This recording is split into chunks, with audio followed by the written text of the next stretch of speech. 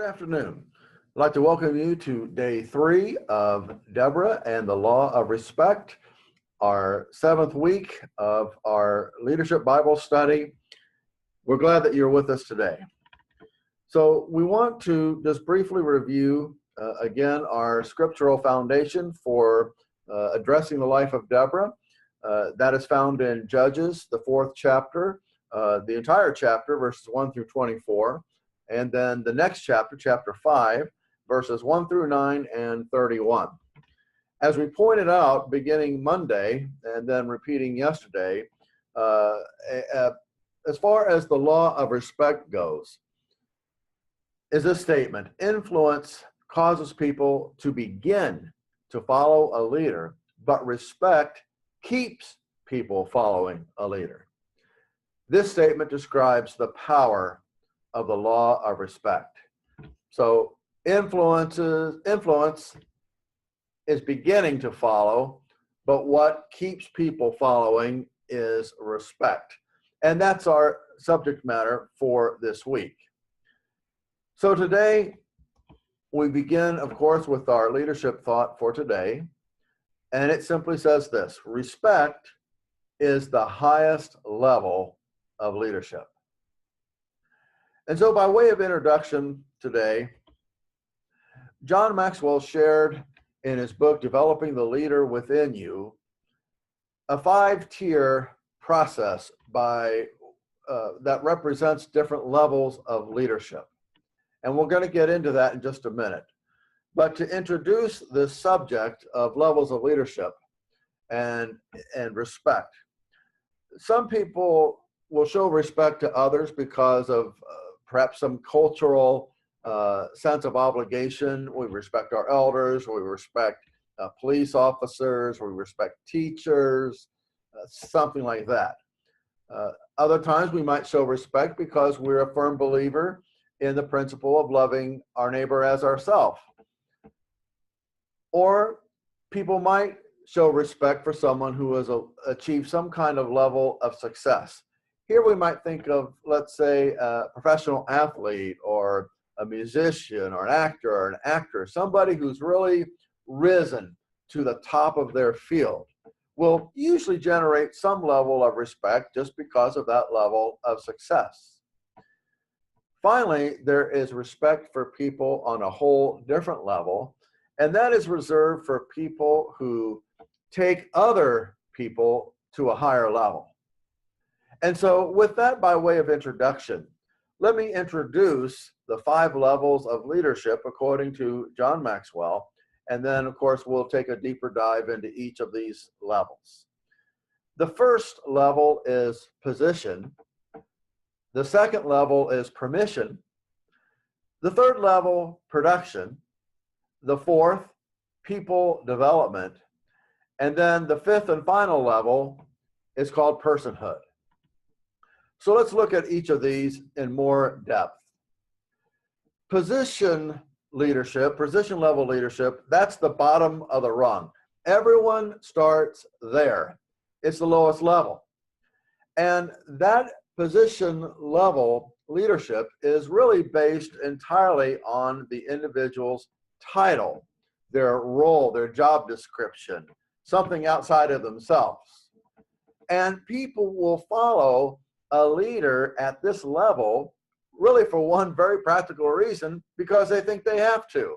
Their job is on the line if they don't.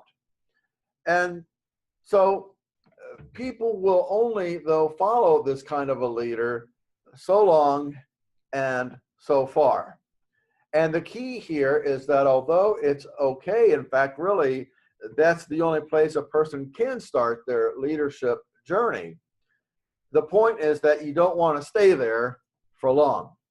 And the reason being is that people who remain stuck at this bottom level of leadership will soon lose respect from the people. So it must only be a temporary starting place. Now, once a leader handles that level and they are ready to move to the next level, which we call permission. This is a very different level than the previous one, position, because now this level, level 2, is based on the relationship the leader has built with his or her people. The people now like and trust the leader, so there certainly has been some time that has elapsed. So the key difference here to distinguish permission level leadership as opposed to position is that people now want to follow the permission-based leader as opposed to feeling like they must follow the position-based leader. So when a leader gets permission from the people to lead, the leadership process becomes enjoyable for both the leader and the people. And this would be a good time to point out a very important principle, and that is that leaders must get permission from the people they lead in order to lead. That might sound oxymoronic or like, does that really apply? But the truth is that people can choose whether to follow or not. Now, there might be consequences attached to their choice, to be sure, but at the end of the day, people will choose whether to follow a specific leader or whether they won't. And so this especially touches on the issue of authority, which obviously comes with leadership. Authority is always given, it is never taken. So moving along then, the leadership journey really begins at this stage of leadership. But for that journey to be long-lasting, just like with the previous level, the leader must go to the next level of leadership. This third level of leadership we refer to as production. So at this level, the leader increases in both influence and respect, because at this level, the leader and the people have tasted victory. So they've accomplished something together. So people will follow this leader because the leader has produced positive results for the team, but also for the organization. And so people now have this taste, they've acquired a taste of what it's like to be part of a winning team. And of course, that creates positive results. Now, this level, though, can be somewhat dangerous in the sense that it might be easy for a leader to stop growing at this level because now they've tasted success, they've tasted victory. But it will be short-lived rather than life-changing and sustaining if the leader stays here. So again, a leader wanting to experience this life-changing and sustainable success must then move to level 4. So at level 4, the leader begins a change of focus. You see, the highest calling of any leader is to help people develop to their full potential. So the very best leaders focus on helping other leaders reach their potential. So these leaders begin then at level 4. They make a strategic change in their focus. By now they've been developing and leading followers, but at this point they transition to developing and leading other leaders. And so at this level as well, people now respect the leader not only for what that leader has done for the organization or for the team, but especially for what that leader has done for them as an individual. And that's so key. That creates such a bond and an allegiance to that leader. Now, this sounds like an incredible level of leadership, and in fact, it is. There's no denying that whatsoever. But yet, there is still one final level that we want to talk about now. And that is the level that John Maxwell refers to as personhood.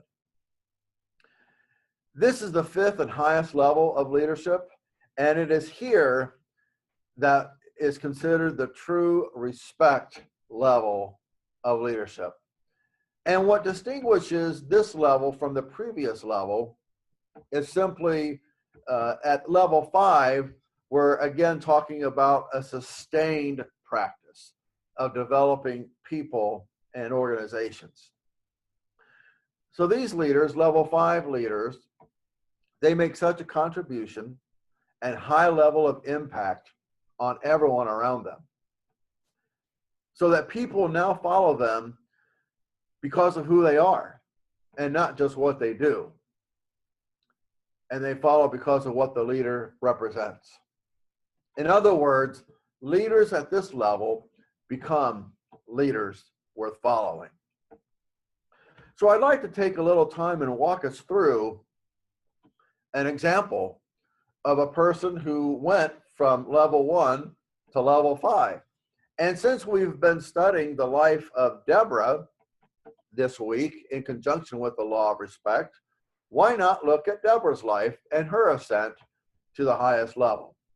So when we go back into the text of Judges chapter 4, we find Deborah at level 1 position when she was just a prophet. And I don't say just a prophet to minimize that, but here we have people who listened to her because she held the position of a prophet. But something happened along the way, and that is that Deborah became a judge. And in that role, people wanted her input. People wanted to bring their situations, their cases to her. So in other words, they were giving her permission to influence them. Now at level 3, the production level, this is where we find Deborah experiencing success as a judge.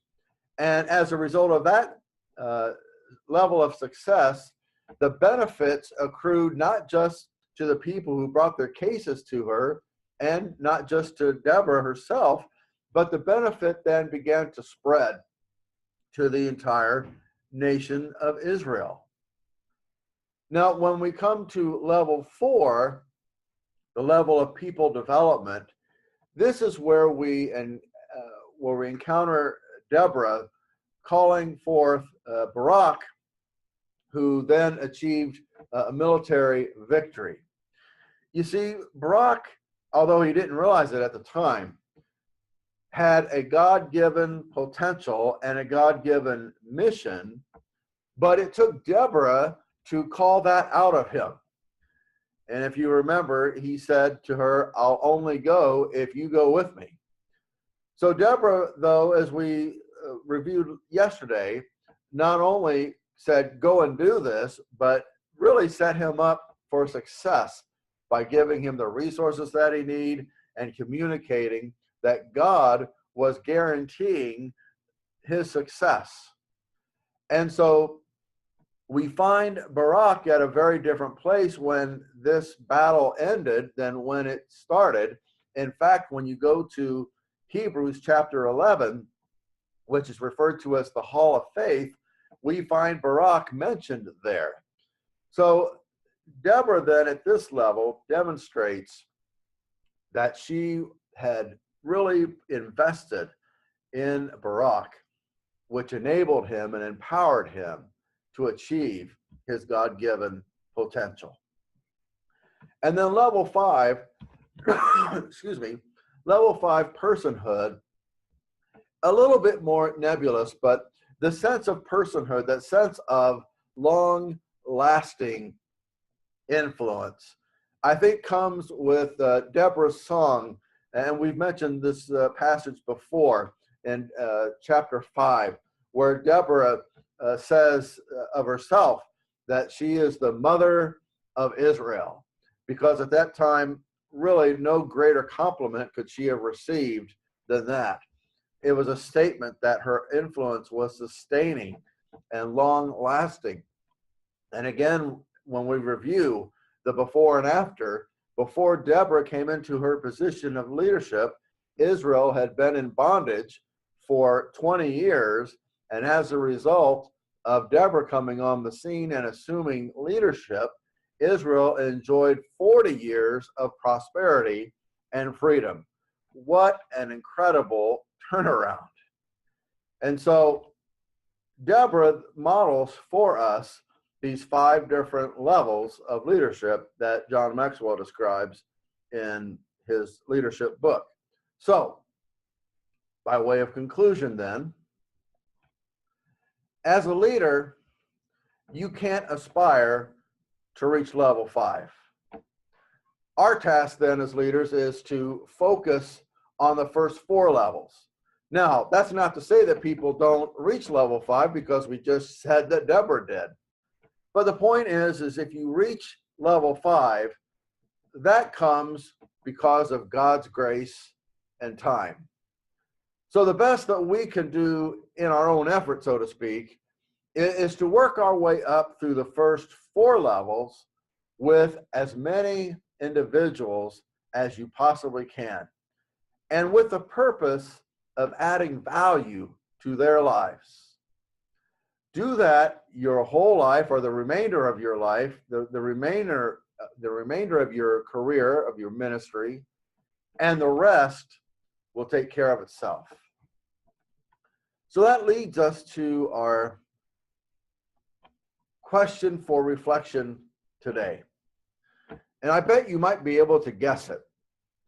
But in case you're not able to, I'll share it with you anyway. It simply says, what level are you on with your people? What level of leadership? Are you at the position level? Are you at the permission level, or the production, or the people development, or the personhood? Take some time and reflect on that, and maybe how you might advance to the next level.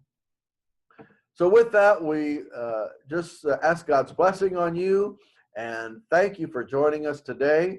We look forward to sharing tomorrow at 3:30, and then we'll bring this week's emphasis of Deborah and the law of respect to a close on Friday, and then we'll move from there next week. So God bless you. Enjoy the rest of your day.